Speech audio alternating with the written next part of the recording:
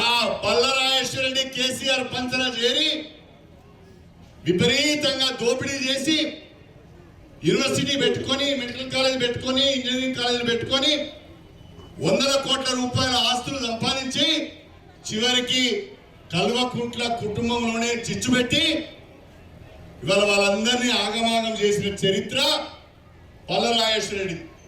దయచేసి ఆలోచించాలని చెప్పి కోరుతున్నా. 30 ఏళ్లుగా మీ ఆశీర్వాదంతో నేను రాజకీయాల్లో ఉన్నాను.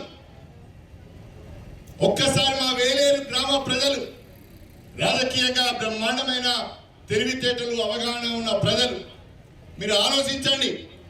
ఎన్నడైనా ఎవరి దగ్గరైనా పదవి ఇస్తానని, పనులు చేస్తానని, లేకుంటే మీకు ప్రభుత్వ పథకాలు ఇస్తానని ఒక్క 10,000 రూపాయలు లంచం తీసుకున్నా అంబేద్కర్ సాక్షిగా వేలేరులో ఈ రోడ్డు మీద ముక్కు నీళ్ళకి రాసి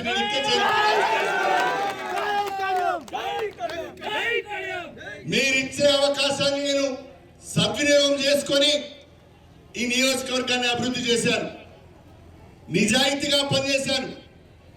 ఎక్కడ తప్పుడు పనులు చేయలే, మీకు తలవంపులు చేయలే, చెడ్డ పనులు చేయలే, నియోజకవర్గానికి చెడ్డ పేరు తేలే.